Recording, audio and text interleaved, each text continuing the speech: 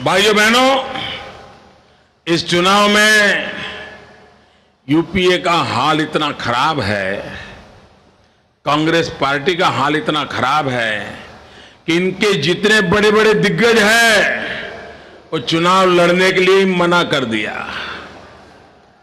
उनके बड़े बुद्धिमान एक नेता, रिकाउंटिंग मिनिस्टर, चुनाव से भाग गए। आज कांग्रेस के कोई बड़े नेता चुनाव के मैदान में उतरने की हिम्मत नहीं कर रही है। इतना जनता का गुस्सा इस चुनाव में प्रकट होने वाला है। இன்று மத்தியில் ஆட்சி செய்யும் ஐக்கிய முற்போக்கு கூட்டணி எனும் காங்கிரஸ் தலைமையிலான கூட்டணியின் நிலைமை பரிதாபமாக இருக்கிறது. அந்த கூட்டணியின் அந்த காங்கிரஸ் கட்சியின் பல தலைவர்கள் தேர்தலை கண்டு பயந்து ஓடி ஒளிந்து விட்டார்கள். மறு எண்ணிக்கை வீரர் ஒருவர் இருக்கிறாரே, அவர் தேர்தலை கண்டு பயந்து ஓடியே விட்டார். இந்த நிலைமையில் தான் இன்று காங்கிரஸ் தலைமையிலான அரசு அந்த அமைப்பு அந்த அணி இயங்கிக் கொண்டிருக்கிறது. ये कांग्रेस पार्टी गरीबों के नाम पर वोट बटोरने की कोशिश करती रहती है। जब चुनाव आते हैं उनको गरीब याद आते हैं। और शहजादे जी, उनके लिए तो गरीब ये टूरिज्म डेस्टिनेशन है। जैसे हम लोग ताजमहल देखने जाते हैं, कैमरा लेके जाते हैं, ताजमहल के पास खड़े रह करके फोटो निकालते हैं, उसी प्रकार से शाहजादे फोटो निकलवाने के लिए गरीबों की झूपड़ी का टूरिज्म करते हैं। गरीबों के घर में जाते हैं, फोटो निकलवाते हैं, मीडिया का काफिला लेकर के जाते हैं। और इतना ही नहीं, उस दिन का गरीब का खाना भी खा जाते हैं। भाइयों बहनों, उनके लिए गरीबी एक फोटो सेशन होता है। उनके लिए गरीबी एक टूरिज्म डेस्टिनेशन होता है। उन्हें पता नहीं है गरीबी क्या होती है। और इसलिए भाइयों बहनों, न वो कभी गरीब का भला कर सकते हैं, न गरीब के लिए कभी सोच सकते हैं।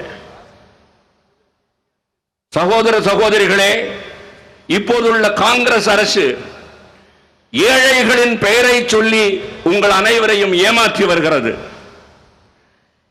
தேர்தல் வந்தால் தான் இவர்களுக்கு ஏழைகளின் எண்ணமே தோன்றுகிறது, அந்த நினைப்பே வருகிறது.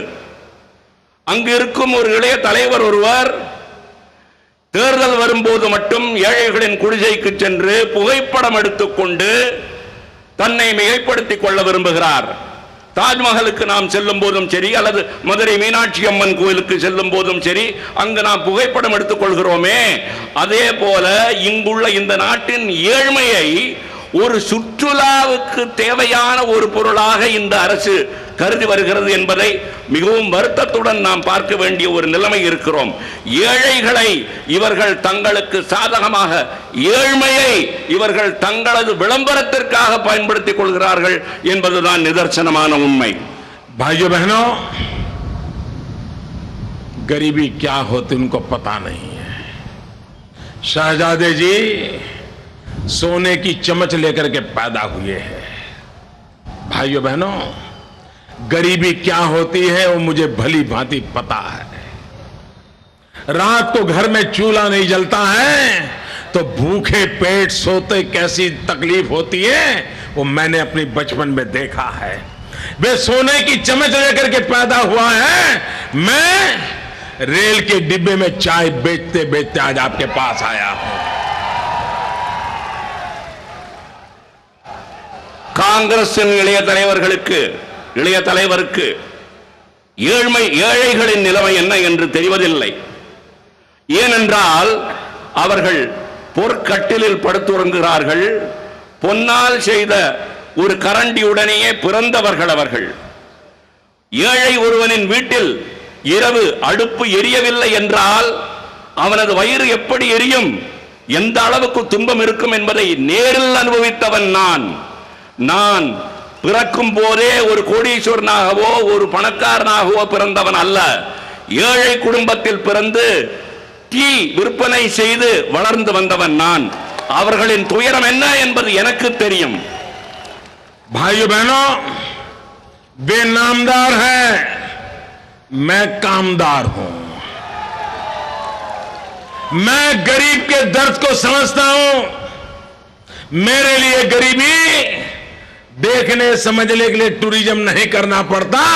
मैंने गरीबी बचपन में देखी है. मैं गरीबी में जिया हूं. मैं गरीबी में पला हूं. मैं गरीबी में बड़ा हूं. और इसलिए मेरे लिए गरीब का कल्याण एक भगवान की सेवा के बराबर है. சகோதர சகோதரிகளே, அவர்கள் சொகுசான வாழ்க்கை வாழ்பவர்கள். நான் ஒரு தொழிலாளி. நான் ஏழ்மையில் பிறந்தேன், ஏழ்மையில் வளர்ந்தேன். ஏழைகளின் துன்பம் என்ன என்பதை ஒவ்வொரு கணமும் அறிந்து வைத்திருப்பவன் நான். ஆதலால் தான் நான் சொல்கிறேன், ஏழைகள் என்றால் அவர்களது வாழ்க்கையில் விளக்கேற்றி வைக்க வேண்டும் என்பது இந்த அணியின் முக்கியமான நோக்கம். दिल्ली सरकार ने, कांग्रेस पार्टी ने, यूपीए गवर्नमेंट ने देश को एक भी वादा पूरा नहीं किया है. उनका घोषणा पत्र, उनका मैनिफेस्टो ये धोखा पत्र पुरवार हुआ है. उन्होंने कहा था देश के नौजवानों को 2009 में कांग्रेस पार्टी ने कहा था, यूपीए सरकार ने कहा था कि वे 5 साल में 10 करोड़ नौजवानों को रोजगार देंगे. भाइयों बहनों, मुझे दुख के साथ कहना है, अटल बिहारी वाजपेयी की सरकार 6 साल रही, लेकिन करीब करीब 7 करोड़ नौजवानों को रोजगार दिया. ये लोग 10 साल से बैठे हैं, सिर्फ 1.5 करोड़ नौजवानों को रोजगार दिया. उन्होंने वादा पूरा नहीं किया. इतना ही नहीं, फिर वो धोखा पत्र इस चुनाव में फिर कहा हम सत्ता में आएंगे तो फिर 10 करोड़ को रोजगार देंगे. अरे पहले का वादा पूरा करने का क्या किया, ये देश की जनता जवाब मांगती है. டெல்லியில் இப்பொழுது இருக்கும் அரசு, காங்கிரஸ் தலைமையிலான அரசு, ஐக்கிய முற்போக்கு கூட்டணி என்று தன்னைத்தானே அழைத்துக் கொள்ளும் அந்த அரசு ஒரு வாக்குறுதியை தந்தது. 2009ஆம் ஆண்டு தேர்தல் அறிக்கையில் 5 ஆண்டுகளில் 10 கோடி இளைஞர்களுக்கு வேலை வாய்ப்பு தருவோம் என்று ஒரு உறுதிமொழியை தனது தேர்தல் அறிக்கையில் அந்த காங்கிரஸ் கட்சியும் அதை சேர்ந்த அணியும் வாரி வழங்கியது. உறுதிமொழியை எங்களது அடல் பிகாரி வாஜ்பாய் என்னும் தானை தலைவரின் தலைமையிலான அரசு 6 ஆண்டுகளில் 7 கோடி இளைஞர்களுக்கு வேலை வாய்ப்பை தந்திருக்கிறது. இதே காங்கிரஸ் தலைமையிலான அரசு உறுதிமொழியை நிறைவேற்றவில்லை. இப்பொழுது சொல்கிறார்கள், நீங்கள் இன்னொரு வாய்ப்பு கொடுங்கள், நாங்கள் உங்களுக்கு 10 கோடி இளைஞர்களுக்கு வேலை வாய்ப்பு தருகிறோம் என்று இப்பொழுது கூறுகிறார்கள். அந்த 10 கோடி பேர்களுக்கு வேலை வாய்ப்பு தருவோம் என்று நீங்கள் கூறிய உறுதிமொழி என்ன ஆயிற்று? मैं देश के नौजवानों को, तमिलनाडु के नौजवानों को विश्वास देना चाहता हूं कि दिल्ली में आने वाली नई सरकार रोजगार के अवसर पैदा करना, नौजवानों को रोजगार मिले, देश के नौजवान की भुजाएं भारत के विकास में काम आए, ये हमारी प्राथमिकता है. रोजगारी ये देश की सबसे पहली आवश्यकता बनी है. தமிழ்நாட்டின் இளைஞர்களுக்கு மட்டுமல்ல, இந்த நாட்டின் இளைஞர்களுக்கு நான் ஒரு புதிய உறுதிமொழியை வழங்குகிறேன். புதிய அரசு பொறுப்பேற்றுக் கொள்ளும் போது வேலை வாய்ப்புக்கு, இளைஞர்களின் வேலை வாய்ப்புக்கு முன்னுரிமை அளிக்கும் என்பதை உறுதிபட கூறுகிறேன். வேலை வாய்ப்பு என்பதுதான் நமது நாட்டின் முன்னேற்றத்தின் ஒரு அடிப்படையான ஒரு தேவை என்பதை நாம் மறந்துவிடக் கூடாது. இந்தியாவின் முன்னேற்றத்திற்கு நமது இளைஞர்கள் வேலை வாய்ப்பு பெற வேண்டும். அப்படி செய்தால்தான் நாம் நாட்டை முன்னேறி செல்ல செய்ய முடியும். भाइयों बहनों, हमारे समुद्री तट पर ये हमारे जो फिशरमैन रहते हैं, आज सरकार का उनकी तरफ कोई ध्यान नहीं है। फिशरमैन के कल्याण के लिए आधुनिक टेक्नोलॉजी का उपयोग हो सकता है।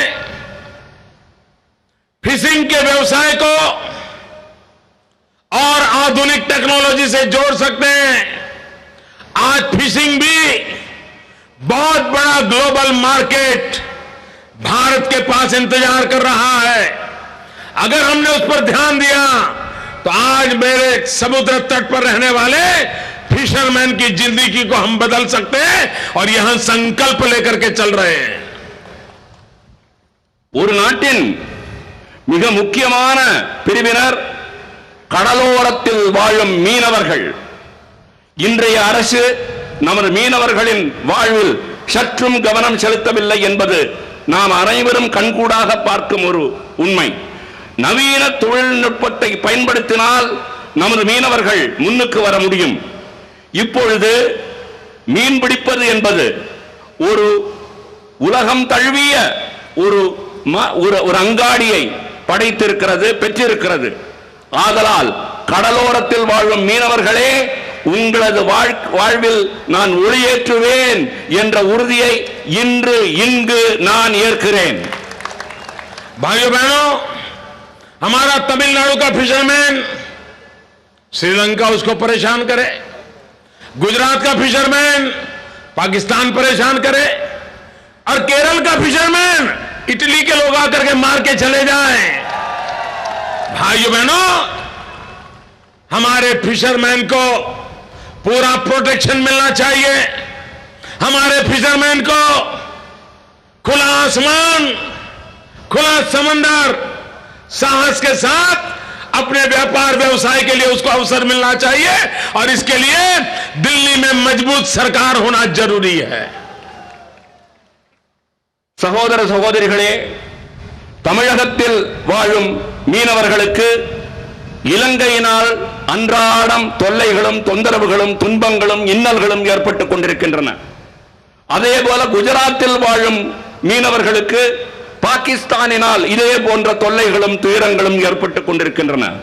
கேரளத்தில் உள்ள மீனவர்களை எடுத்துக்கொண்டோமேயானால் இத்தாலியர்கள் வந்து அவர்களை நசுக்கிவிட்டு செல்கிறார்கள். இதை என்னென்று சொல்வது? இந்த மீனவர்கள் அனைவருக்கும் பாதுகாப்பு அளிப்போம் என்று நான் உறுதி கூறுகிறேன். மீனவர்களின் நம்பிக்கை இப்பொழுது வானமே எல்லையாக இருந்து கொண்டிருக்கிறது. அந்த நம்பிக்கையை ஈடேறச் செய்வதற்கு புதிய அரசு பொறுப்பேற்றுக் கொண்டவுடன் நாங்கள் செயல் திட்டங்களை வகுத்து நிறைவேற்றுவோம் என்று நான் இங்கு உறுதி கூறுகிறேன். भाइयों बहनों, अब दिल्ली में लूली लंगड़ी सरकार नहीं चाहिए। अब दिल्ली में गूंगी बहरी सरकार नहीं चाहिए। अब दिल्ली में रिमोट कंट्रोल से चलने वाली सरकार नहीं चाहिए। अब दिल्ली में अस्पताल में मरी पड़ी सरकार नहीं चाहिए। अब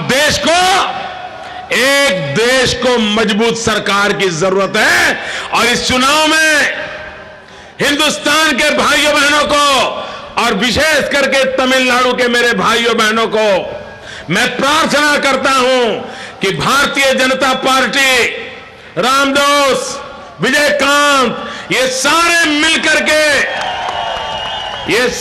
मिलकर के हम आपका आशीर्वाद चाहते हैं ताकि दिल्ली में मजबूत सरकार बने।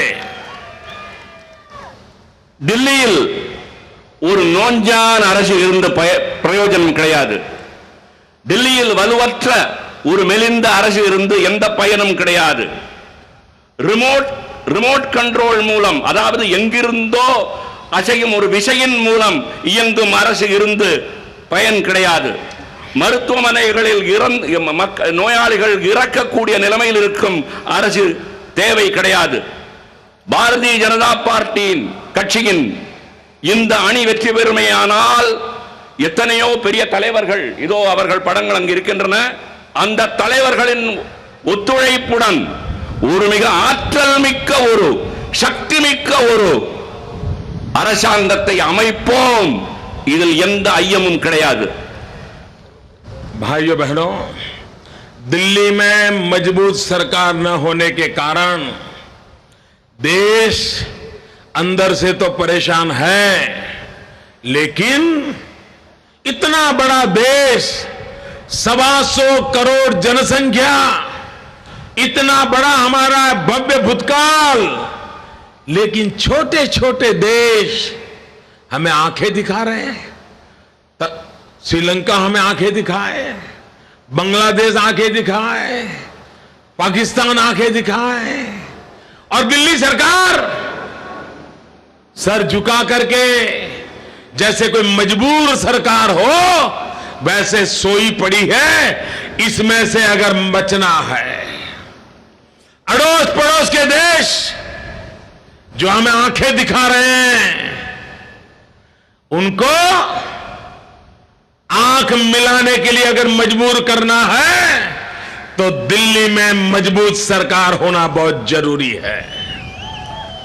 சகோதர சகோதரிகளே, இன்று மத்தியில் ஒரு ஆற்றல் மிக்க, துணிச்சல் மிக்க அரசு இல்லாததால் மக்கள் அனைவரும் இப்பொழுது ஓய்ந்து போயிருக்கிறார்கள். 125 கோடி மக்களை கொண்ட ஒரு நாட்டில் இந்த நிலைமை ஏன் ஏற்பட வேண்டும்? அண்டை நாடுகளான இலங்கையும் சரி, பங்களாதேஷும் சரி, பாகிஸ்தானும் சரி முன்னேற்ற பாதையில் சென்று கொண்டிருக்கின்றன ஒரு பக்கம், மறுபக்கம் நம்மளை மிரட்டிக் கொண்டிருக்கின்றன. இதற்கு ஒரு முற்றுப்புள்ளி வைத்தே ஆக வேண்டும். அண்டை நாடுகளை அச்சப்படுத்தக்கூடிய ஒரு அரசு மத்தியில் அமைய வேண்டும், அமையும்.